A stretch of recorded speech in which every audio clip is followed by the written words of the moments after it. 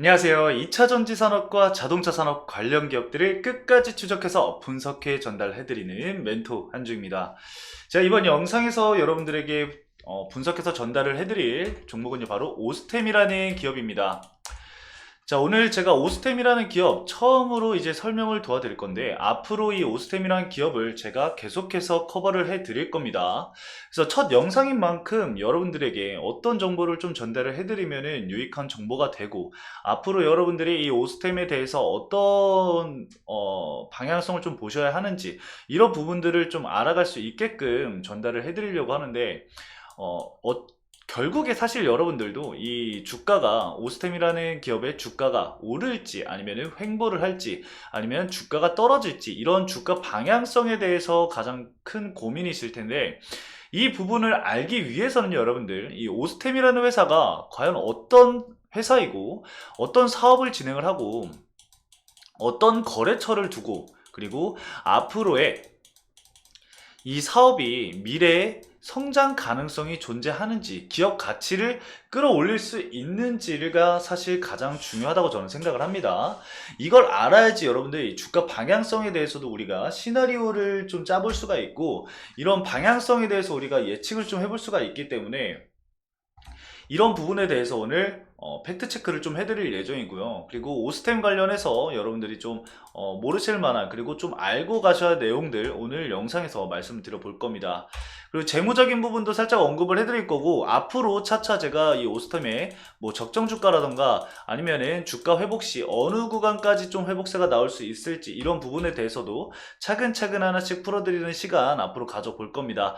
그래서 여러분들이 이제 오스템에 대해서 궁금하신 점이 있다라고 한다면 언제든지 댓글란에 좀 남겨주시고요. 제가 그걸 토대로 해서 우리 주주분들이 궁금증이 모두 해소가 되는 날까지 이 오스템 제가 책임지고 커버를 해드릴 예정입니다.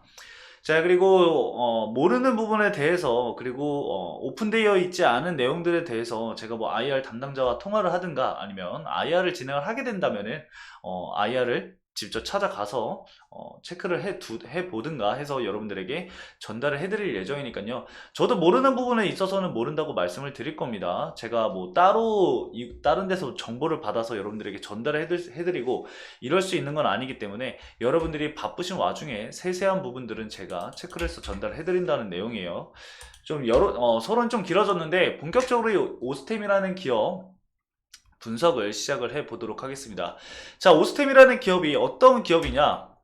자동차 부품 회사입니다, 여러분들. 뭐 샤시 부분도 있고 뭐 휠 부분도 있지만 주요 제품은 휠입니다. 스틸 휠이에요. 근데 이제 보통 이런 얘기가 좀 있어요. 오스템 임플란트 이슈가 있으면은 오스템이랑 엮어서 여러분들이 좀 많이 보시는 분들도 있거든요. 왜냐면 이게 어 전혀 상관없는 기업인데도 불구하고 그냥 단발성으로 이제 수급이 들어오는 경우가 있어요. 악재가 있을 경우는 주가가 떨어지기도 해요. 과거에 그런 이력이 있습니다. 근데 여러분들 오스템 임플란트와는 전혀 관계가 없는 회사인 거 다시 한번 말씀을 드립니다. 물론 여러분들도 알고 계시겠지만 확인차 말씀을 드리는 거예요. 한 분이라도 혹시 모르시는 분들이 있다라고 한다면은, 자, 무튼 그리고 현재 제가 이 고객사를 좀 띄워놨는데, 이 오스템 같은 경우는 주요 이 고객사가 GM입니다. GM 코리아와 GM 글로벌 이 두 회사가 메인이라고 좀 보시면 되겠고요. 좀 의아한 게 이제 보통은 현대자동차와 그리고 기아자동차 쪽의 매출 비중이 좀 강한 편인데, 이 오스템 같은 경우는 GM 코리아 그리고 GM 쪽의 매출 비중이 높다라는 점 알고 넘어가 주시면 될 것 같습니다. 그리고 다른 여러 회사들에도 납품을 진행을 하고 있다. 그래서 뭐 신규 사업을 진출을 하더라도 글로벌 네트워크가 기본적으로 깔려 있는 상황이다 라고 우선 보시면 좋을 것 같습니다. 자, 그리고 두 번째로 좀 살펴볼 게 바디 프렌드입니다. 자, 오스템의 2대 주주가 바디 프렌드죠. 바디 프렌드가 현재 이 오스템의 7%의 지분을 현재 보유를 하고 있습니다. 근데 제가 이 바디 프렌드를 왜 말씀을 드리냐면은, 이 바디 프렌드 관련해서 노이즈가 계속해서 들려오고 있어요. 최대 주주 간의 이 경영권 분쟁이 어느 정도 있기 때문에 원래 이 바디프렌드가 상장을 이제 원래 진행하려고 했습니다. 그쵸?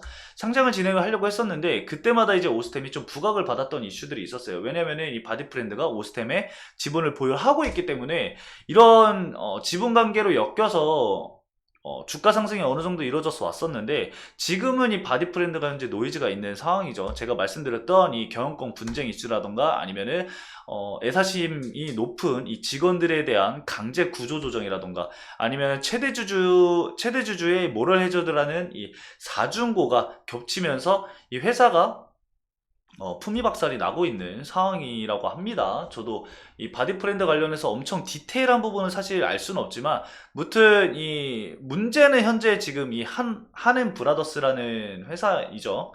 그래가지고 이 스톤브리지 쪽에서 이 한앤 브라더스를 GP에서 해임을 진행을 하고 이 스톤브리지 캐피탈의 단독 이사회 체제를 현재 확립을 하고 있는 상황입니다. 근데 만약에 이 한앤 브라더스가 불복을 하고 계속해서 소송을 이어간다라고 한다면은 스톤브리지와의 대립을 피할 수가 없는 상황이죠. 이렇게 되면은 기한이익 상실 상황으로 진행이 되면은 이 출자 회사들 쪽에서 출자자들이 자금을 회수하는 방향을 고려를 해볼 수가 있다는 겁니다. 어떤 쪽으로 고려를 하냐? 매각을 해야 되죠. 이 스톤브리지와 한앤브라더스가 회사를 매각을 하든가 아님 다른 출자자를 확보를 하든가 매각을 해서 이 출자자들에게 투자금을 돌려주든가 해야 돼요.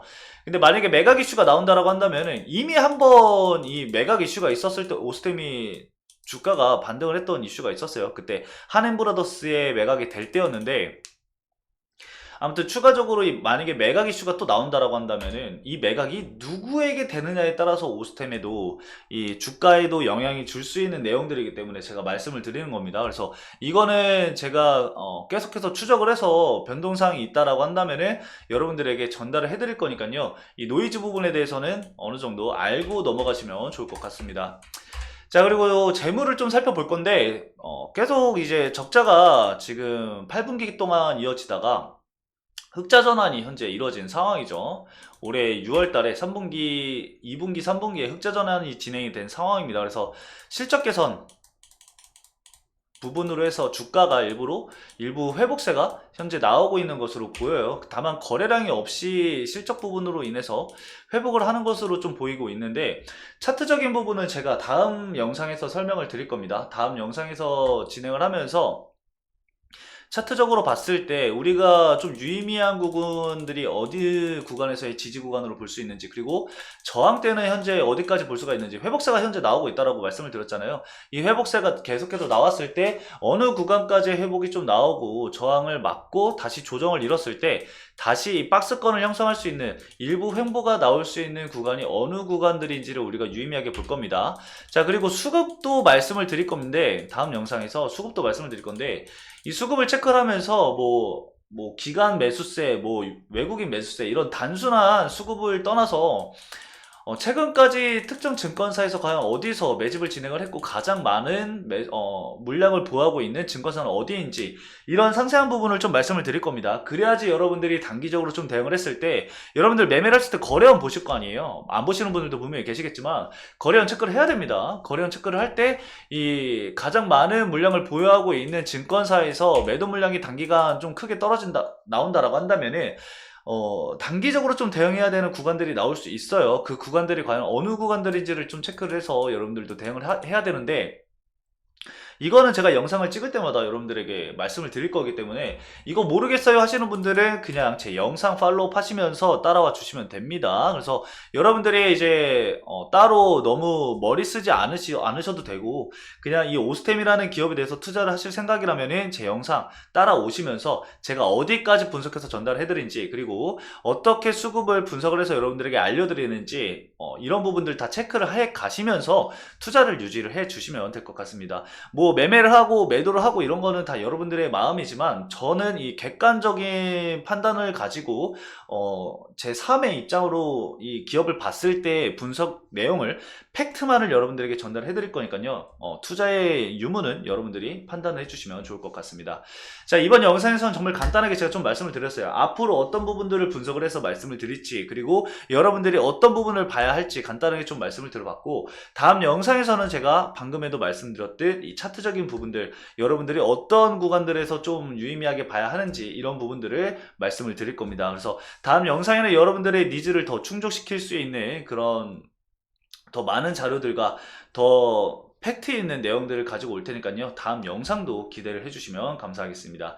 그럼 이번 영상도 시청해 주셔서 감사하고요. 다음 영상도 기대해 주시기 바라겠습니다. 감사합니다.